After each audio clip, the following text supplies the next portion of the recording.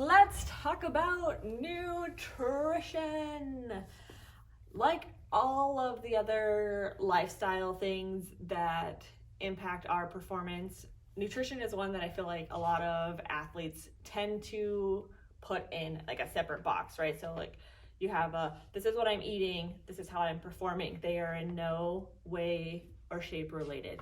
When in actuality, the fuel that you are giving your body, the food that you are eating on a day-to-day basis drastically impacts how well you are performing. So we're going to talk about nutrition today. And I feel like it is very important for me to point out that I realize that there are a lot of different things that goes into what an individual person chooses to eat on a day-to-day basis, or even has access to, right? So we all have different ways that we've been exposed to food. There's a lot of different messaging that we've been exposed to from a variety of different sources throughout our youth and coming into adulthood. There are like cultural implications on the types of food that you eat. There are ethical considerations on the types of food that you choose to consume. There's a lot of factors, right? Like it's not so simple as like you need to eat healthier or you need to eat this set nutrition plan, because we all have different things going on in the background. So I'm going to give a very broad overview of basic sports nutrition, and if you have any specific questions about your individual circumstance that you would like assistance with, I can help you to a certain extent. I don't have a very strong nutrition-based practice. I have a tendency to refer people to registered dietitians, who are the people that go to school to help people with this. But if you have like basic questions or questions that you're not sure of whether you should seek the guidance of a registered dietitian or not, please use me as a resource and I will do the absolute best that I can to find the information that you need. Okay, we are going to start with talking about our macronutrients. The macronutrients in the nutrition world, health world in general, are carbohydrates, protein, and fat. They're called macro because they are big. There are also micronutrients, which are like your vitamins and your minerals. It takes all of the things for us to have our body function properly and function at the best of its ability. So we're going to start with talking about good old carbohydrates. Carbs get such a bad rap. It breaks my heart, to be honest. Carbs are amazing. I love them. I love them so much, and they've gotten just shit on in our lovely diet culture that we live in for, I don't really know why, because if anyone actually took the time to like research how our body processes fuel, it's very obvious that carbohydrates are needed for us to just function as humans, especially function as athletes. So carbohydrates, most important source of energy. Our brain uses carbohydrates for fuel exclusively, and I don't think there's any of us that would argue that our brain is not important. 1 gram of carbohydrate is equal to 4 kilocalories. We just call them calories usually. Carbs are needed for fat metabolism. If you ever want to be incredibly overwhelmed, Google like the Krebs cycle or any sort of like metabolic process, and you'll see the like crazy graph of all the different enzymes that it takes, and things are getting substituted in here and there. Long story short, not consuming carbs with the goal of losing fat is counterintuitive. You need carbs for your body to be able to use fat as a fuel. Like I said, it's the most utilized source of energy for your brain. So if you're feeling foggy and you're not eating a lot of carbs, that could be the reason. If you're not eating enough carbs, besides not being able to process fat, your body will start to break down your muscle protein and turn that into carbs for your body. So if you want to not have your muscles be broken down for fuel, eat carbohydrates. The more intense that you are exercising, the more your body relies on carbs for energy production. When it comes to the percentage of carbs that you should be eating as an athlete, it depends upon a lot of different factors. So like, how hard are you working? How long are you working out? What are you doing for a workout? But for the most part, on heavier days, more carbs, on less intense days, less carbs, but you need carbs every single day. Along with the PDF of the information that I will be emailing you, I will include some resources that Team USA uses to help their athletes figure out like what should their plate roughly look like on light, medium, and hard training days that I found incredibly helpful. Next up is protein. Protein can come from both animal and plant sources, and I will very strongly argue that one is not better than the other. People have different reasons for choosing different sources for their protein. 1 gram of protein is also 4 calories, same as carbohydrates, which is like another reason why I don't understand why people shit on carbs so much. They have the same amount of calories that protein does, but that's a mystery for another day. Proteins play a wide variety of roles in our body, from energy production to helping with fluid balance to the structure of our hormones. So not consuming enough protein can have some pretty drastic effects on a wide variety of different processes in our body. An active person should aim to consume anywhere from, I would say, like 0.8 of a gram plus of protein on a daily basis. There are quite a few people that consume too much protein, which is really hard on your kidneys from the processes that has to happen, like the waste product that happens when you metabolize protein.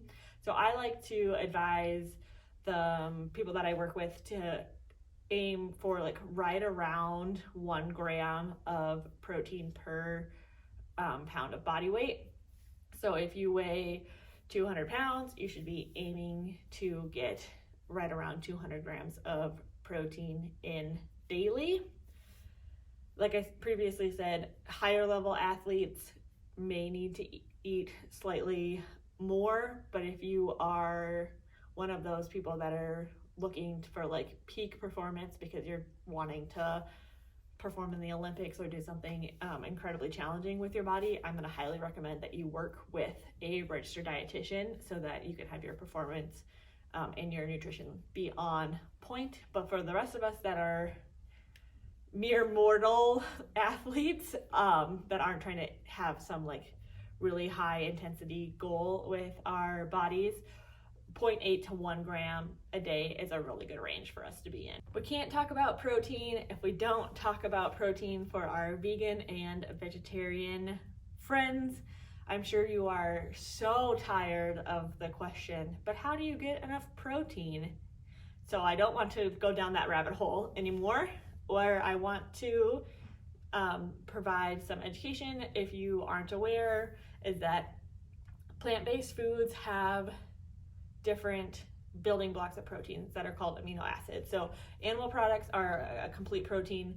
They have all the different amino acids that you need to live like a happy, healthy, productive life as a human when it comes to nutrition, at least. And different plants have different building blocks, and so you need to take the time to look up what amino acids are in the different plant-based foods that you're eating and combine them so that you're not missing any amino acids.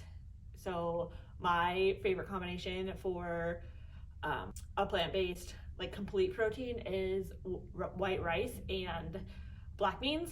Those two combined in a meal give you all the essential amino acids. Essential amino acids are the ones that your body can't produce by breaking other things down that they actually need to be consumed. And where I have had some interesting conversations with some of my vegan and vegetarian athletes is that they didn't know this, and they have a tendency to eat a lot of similar foods on a fairly consistent basis. So yes, they are 100% plant-based, but they have gotten into a routine just like anyone else would, where their grocery list is pretty efficient, but they hadn't taken the time to like kind of cross-check to see if they were getting all of the essential amino acids in, and then they were struggling to recover from injuries and then also try to improve their performance. Both of them weren't going as well as they could have been, and then once we took a step back and looked at what they were consuming on a regular basis, we were able to plug in some holes, and then they started feeling a lot better. So pause, look up, you can just Google what amino acids are in the different foods that you like to eat, and make sure that you're getting all of the amino acids that are required for our body to function. Last but certainly not least is fat. The technical word for fat is a lipid. Fats can come from both animal-based products and plant-based products. Fats are a source of energy. They function as an energy reserve as well. So you can like actively be using fat for energy, but then you can also store fat for future energy needs. They provide a physical layer of protection and then also a thermal layer of protection. We need our internal organs to stay nice and like bundled in and warm, as well as physically protected from all of the things that we are doing to it. Like, can you imagine if we didn't have fat in our midsection and we're trying to like wrap ourselves around a pole, just bruising internal organs left and right? That would be a disaster. 1 gram of fat provides 9 calories of energy, so it is the highest calorie macronutrient that exists.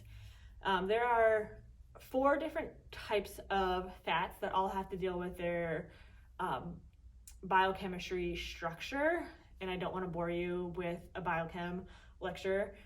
It was hard enough and boring enough going through it once. Nope, not that nobody needs to experience it, but if you don't need to experience it, I highly suggest that you don't experience it. But if you're curious, you can Google the structure of the different fats to see what makes them different. Generally, choosing unsaturated fats are better than choosing saturated fats, but a blend of both is going to be fine as long as we're more skewed towards the unsaturated fats. It's also better for us to focus on having omega-3 fatty acids than omega-6 fatty acids, which the American diet is geared more towards omega-6s, which there's some thought behind why certain diseases are more prevalent in the United States is because our diet is geared more towards inflammatory fats than non-inflammatory fats. So check your fat sources to see where we are in the saturated, unsaturated, omega-6, omega-3 spectrum. Fats are essential for hormone production, and as beings that need hormones for all of our processes to happen, if we're not consuming enough fat, our hormone production can be altered, which can have some negative health consequences. So eat your fats. And then we have our micronutrients. Our micronutrients are made up of vitamins and then minerals. If we are first talking about vitamins, we have our fat soluble and then non-fat soluble vitamins. And once again, I don't want this to turn into a biochemistry lecture, but there are vitamins that are stored in our fat, which we have to be aware of because we don't want to consume too much. And then there are other vitamins that are non-fat soluble, where if you have an excess in it, your body isn't putting them in your fat and you will just pee them out. If you've ever taken a B-complex vitamin, you will notice that your pee turns really bright yellow, and that is your body flushing the excess vitamins that you consumed out of your body.